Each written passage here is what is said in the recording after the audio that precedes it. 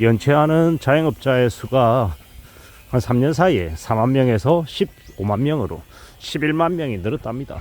그리고 이 숫자는 시간이 지나면 지날수록 점점 더 늘어날 것 같습니다. 15만 명이 20만 명 되고 30만 명 되고 40만 명 되는 게 앞으로 벌어질 일이다라고 조심스레 추정하는 겁니다. 왜냐? 자영업자들의 앞으로의 삶은 나아질 가능성이 없죠. 이미 문재인 정부 때부터 해서 원금 납부 유예, 이자 납부 유예까지 계속 해주고 그게 지금까지 계속 되고 있습니다. 그런데도 이제 이자까지 납부할 상황이 못 돼서 두 손 두 발 드는 게 지금 현재 자영업자들의 처지라고 봐야 되는 거죠. 결국은 앞으로 나아질 기미는 없다.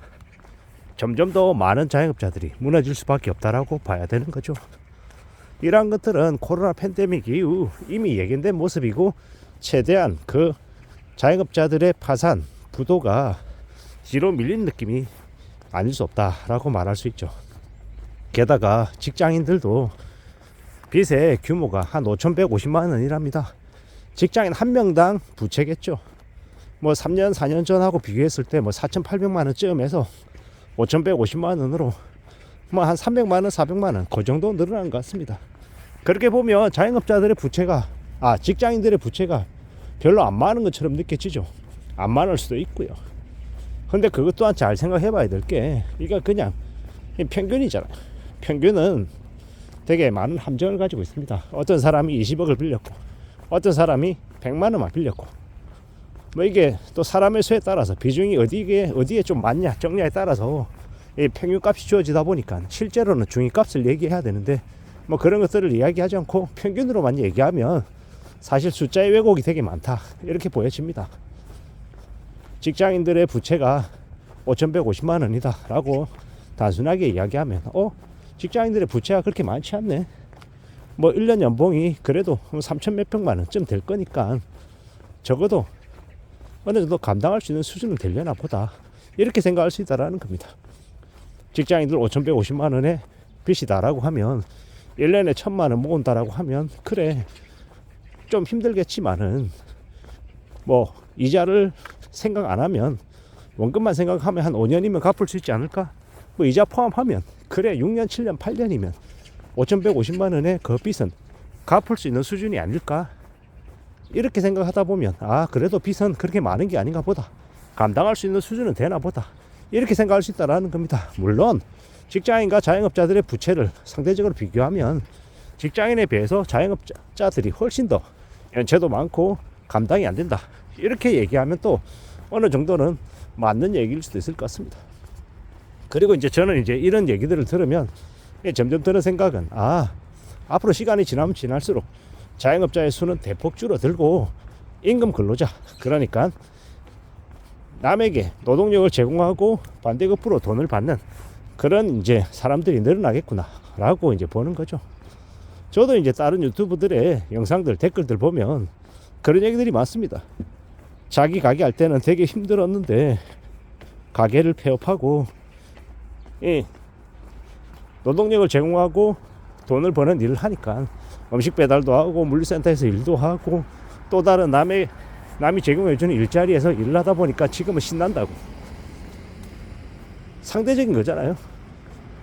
자영업 자기의 가게에서 일할 때는 아무리 발버둥치고 열심히 해도 돈이 벌리기는커녕 돈을 더 집어넣어야 되는 상황인데 임금 노동자로 변신하니까 그래도 자기가 힘들지만 땀 더 흘리니까 돈이 들어오더라. 이게 얼마나 감사한 일인지 그제서야 알겠더라.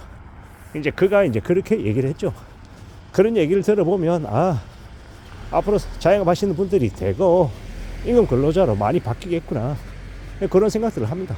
또한 임금 근로자로 임금 노동자로 바뀌어서 투잡하고 쓰리잡하면서 혹은 근무 시간을 되게 늘려서 일하다 보면 어떻게 됩니까?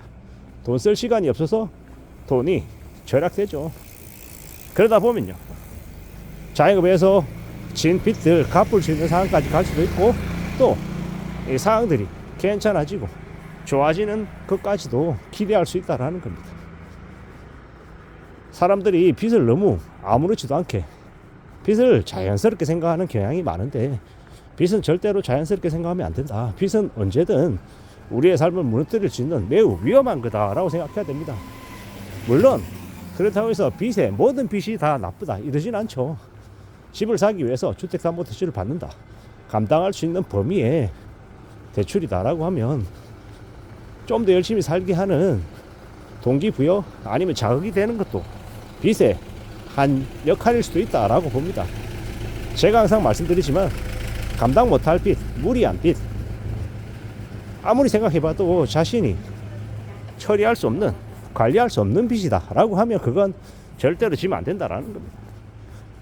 말 쉽게 편하게 하기 위해서 영끌 하잖아요. 근데 영끌이 뭡니까? 영까지 끌어모았다라는 겁니다. 영까지 끌어모을 정도면 빚을 어떻게 동원했다라는 겁니까? 무리해서 빚을 냈다라는 거죠. 무리해서 빚을 냈다라는 건 조급하고 쫓긴다는 얘기인 거고, 항상 불안하다는 얘기인 거고, 그 빚을 안정적으로 관리하기는커녕 목 끝까지 차서 누가 조금이라도 밀면 그냥 쓰러질 정도다라는 겁니다.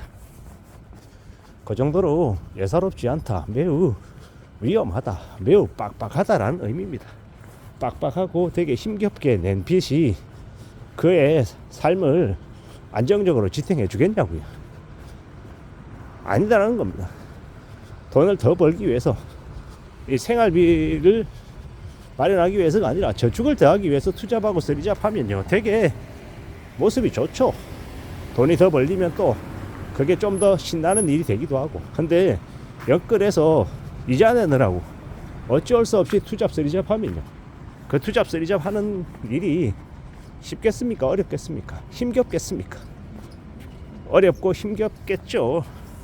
우리는 잘 생각해 볼 필요가 있습니다. 어떠한 일을 하는 데 있어서 마음가짐이 되게 중요한 역할을 하죠. 예를 들어 제가 유튜브 영상을 하루에 한 10개 이상 찍습니다. 8분가량 분량으로요. 근데 이걸 제가 하고 싶어서 하는 게 아니라 누가 시켜서 옆에서 억지로 그 자리에 앉혀놓고 얘기하라고 시켜서 하는 거면 제가 잘할 수 있겠습니까? 잘 못합니다.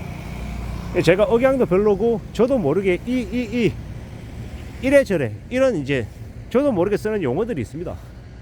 나쁜 습관이죠. 근데 그걸 한 번, 두 번 지적받잖아요. 지적받으면 저도 이라고 하는 말을 무의식적으로 내뱉는 이 용어인데, 그걸 안 하려고 하면 저도 모르게 말문이 막혀서 말이 제대로 안 나옵니다. 그런데 시켜서 한다, 누가 다 보고 있는데 이 얘기를 한다, 정말 어렵죠. 말을 잘 못하고요, 어버버거리고 준비했던 대사들도 말도 제대로 말 못합니다. 근데 지금 제가 할 수 있는 건 뭡니까? 누가 시켜서 하는 게 아니고 제 마음대로 하는 거고, 제 자유의지, 제 관종기 때문에 하는 거라. 그래서 아무렇지도 않게 이렇게 말이 나오는 거죠. 무슨 얘기를 하고 싶은 거냐? 내가 하고 싶어서 하는 것과 남이 시켜서 하는 건 천지 차이다라는 이야기를 하는 거고, 투잡을 쓰리잡을 하더라도 빚 갚으려고 억지로 하는 것과 돈을 더 벌어서 자산을 늘리기 위해서 하는 것은 천지 차이다라는 말씀을 좀 드리고 싶었습니다. 이상입니다.